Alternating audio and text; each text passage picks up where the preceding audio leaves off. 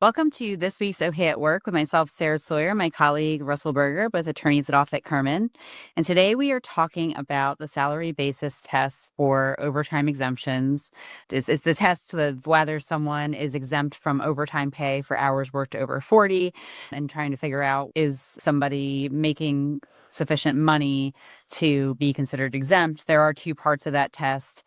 One is, are they making enough money to be exempt? And the other one is, are they doing the proper duties to be exempt?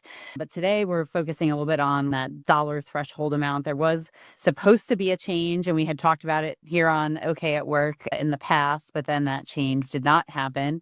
And while government websites can be a great resource to find out information, we have found that is not the case as it relates to this change, probably because the change happened, then didn't happen. And the government sometimes is a little bit slow to catch up on updating their resources. So what is the current state of being as it relates to those tests, Russell? Yeah, it's just been muddled. And so our goal here is to add some clarity to the mix. And this is specific to the federal law, the FLSA. States may have their own variants, and that obviously wouldn't be impacted by what's going on at the federal level. But the idea was back last spring in 2024 that these thresholds were raised. There were legal challenges, and the ultimate result is we've gone back to where we were before. And so the current salary basis requirement for the exemptions that do require that minimum salary is $684 per week. That's what it has been since, I believe it was 2020. And that still is the case, which is a little bit under $36,000 a year. Similarly, the highly compensated exemption, which is its own offshoot exemption in the FLSA, has a salary basis threshold of $107,432 per year.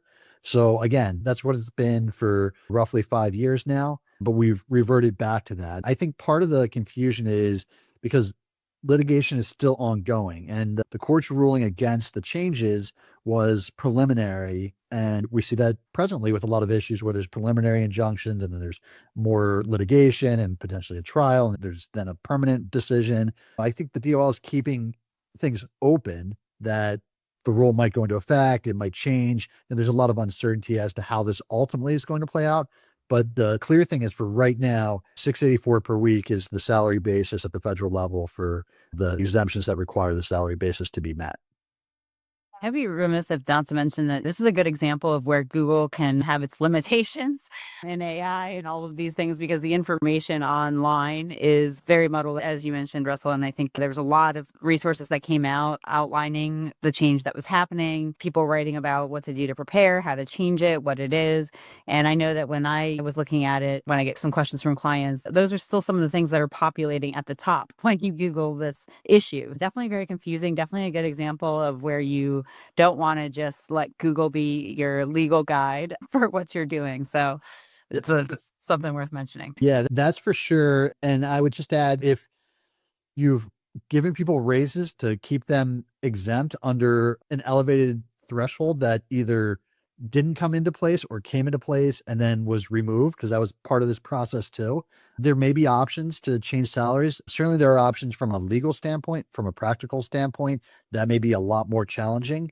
So it's definitely something to think about, that there may be some action items. And it's a good reminder that when making adjustments to be compliant with the law, it's usually a good idea to wait as long as you can to make sure the law does go into effect.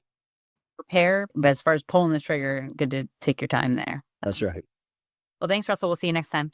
Thanks, Sarah.